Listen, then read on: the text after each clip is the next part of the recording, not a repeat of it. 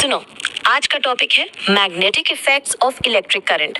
मतलब इलेक्ट्रिसिटी और मैग्नेटिज्म की जोड़ी, एकदम बॉलीवुड की आइकॉनिक जोड़ी की तरह। लेकिन ये कोई फिल्मी कहानी नहीं, साइंस का असली मैजिक है। चलो शुरू करते हैं एक बेसिक से। इलेक्ट्रिक करंट सिर्फ हीट नहीं प्रोड्यूस करता, बल्कि मैग्नेटिक इफेक्ट भी लाता है। बिल्कुल, और ये बात सबसे पहले हैंस क्रिस्टियन अर्स्टेड ने 1820 में पकड़ी थी। बंदा एक्सपेरिमेंट कर रहा था और देखा कि जैसे ही करंट कैरिंग वायर के पास कंपास रखा, नीडल हिल गई। मतलब इलेक्ट्रिक करंट ने मैग्नेटिक फील्ड क्रिएट कर दिया। अर्स्टेड का ये एक्सीडेंटल डिस्कवरी आज रेडियो, टीवी, फाइबर ऑप्टिक्स जैसे इन्वेंशंस की फाउंडेशन है, और मैग्नेटिक फील्ड की यूनिट भी उसके नाम पे है, अर्स्टेड। देखा, एक छोटी सी नीडल ने पूरा साइंस का चैप्टर खोल दिया। अब अगर आप बार मैग्नेट लेके उसके आसपास आयरन फाइलिंग्स डाल दो, तो फाइलिंग्स एक अजीब पैटर्न बना लेती है। क्यों? क्योंकि मैग्नेट के आसपास एक इनविजिबल फोर्स होता है, मैग्नेटिक फील्ड, और फाइलिंग्स उस फील्ड लाइंस के अलोंग अलाइन हो जाती है। और फील्ड लाइंस की प्रॉपर्टीज भी इंटरेस्टिंग है। पहली बात, ये लाइंस मैग्नेट के नॉर्थ पोल से निकलती हैं और साउथ पोल पे मर्ज होती हैं, बाहर की साइड। मैग्नेट के अंदर साउथ से नॉर्थ की तरफ जाती हैं, और ये लाइंस कभी क्रॉस नहीं करती। अगर करती तो कंपास नीडल को कंफ्यूजन हो जाता, एक ही जगह पे दो डायरेक्शन। साइंस भी सोचता, भैया ये क्या हो गया। हाँ, और फील्ड लाइंस जितनी पास ही होंगी, उतना स्ट्रॉन्ग मैग्नेटिक फील्ड होगा। मतलब पोल्स के पास फील्ड ज्यादा स्ट्रॉन्ग, बीच में थोड़ा कम, और ये क्लोज लूप्स बनाती हैं, कोई ओपन एंडेड ड्रामा नहीं। अब बात करते हैं करंट कैरिंग कंडक्टर की। जब स्ट्रेट वायर में करंट फ्लो करता है, तो उसके आसपास कॉन्सेंट्रिक सर्कल्स जैसे मैग्नेटिक फील्ड लाइंस बनती हैं। और डायरेक्शन कैसे पता चले?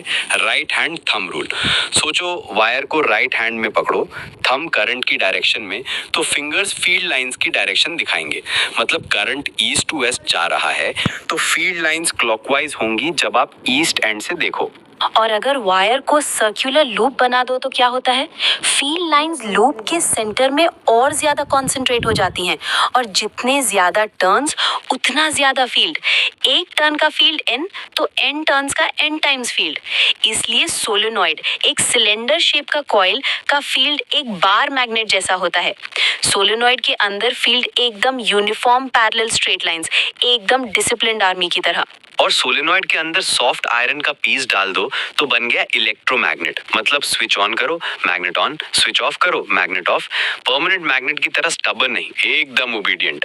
इसी प्रिंसिपल पे electric bell, cranes, MRI machines सब काम करते हैं। अब एक इंटरेस्टिंग एक्सपेरिमेंट। अगर करंट कैरिंग कंडक्टर को किसी एक्सटर्नल मैग्नेटिक फील्ड में डाल दो, तो उस पे फोर्स लगती है। और डायरेक्शन क्या?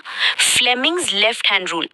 लेफ्ट हैंड का thumb, four finger, middle finger सब एक दूसरे के परपेंडिकुलर। फोर फिंगर फील्ड की डायरेक्शन, मिडिल फिंगर करंट की, और थंब फोर्स की डायरेक्शन। मतलब तीनों मिलके कंडक्टर को नचा देते हैं। और ये प्रिंसिपल इलेक्ट्रिक मोटर में यूज होता है, इलेक्ट्रिकल एनर्जी को मैकेनिकल एनर्जी में बदलना। वैसे लाउड स्पीकर्स, माइक्रोफोन्स, जनरेटर्स सब यही ट्रिक यूज करते हैं।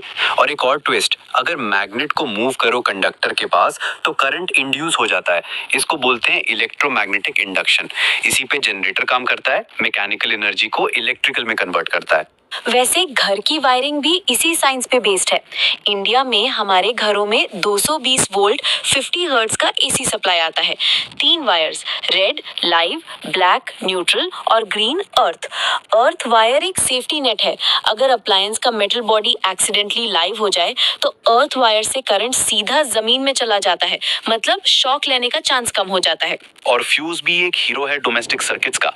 अगर करंट लिमिट से ज्यादा हो गया, शॉर्ट सर्किट या ओवरलोडिंग की वजह से, तो फ्यूज का वायर मेल्ट हो जाता है, सर्किट ब्रेक हो जाता है, और अप्लायंसेस सेफ। मतलब घर का बाउंसर है फ्यूज, अनवांटेड गेस्ट को अंदर नहीं आने देता। अब एक छोटा सा quiz moment. Magnetic field near a long straight wire कैसा होता है? ऑप्शंस है perpendicular straight lines, parallel straight lines, radial lines या कॉन्सेंट्रिक सर्कल्स। सही जवाब है concentric circles centred on the wire. और शॉर्ट सर्किट के टाइम पे करंट का क्या होता है? कम हो जाता है, सेम रहता है, या बढ़ जाता है? बिल्कुल, करंट एकदम बढ़ जाता है, इसलिए फ्यूज काम आता है। और एक myth buster, green wire live नहीं होता, अर्थ होता है। लाइव वायर हमेशा रेड, न्यूट्रल ब्लैक और अर्थ ग्रीन। एग्जाम में गलत मत लिख देना। और अब थोड़ा एप्लीकेशन की बात करते हैं। मैग्नेटिक फील्ड प्रोड्यूस करने के दो तरीके, एक करंट कैरिंग कंडक्टर, दूसरा परमानेंट मैग्नेट। और force on a current carrying conductor सबसे ज्यादा कब होती है? जब करंट और मैग्नेटिक फील्ड एक दूसरे के परपेंडिकुलर हों।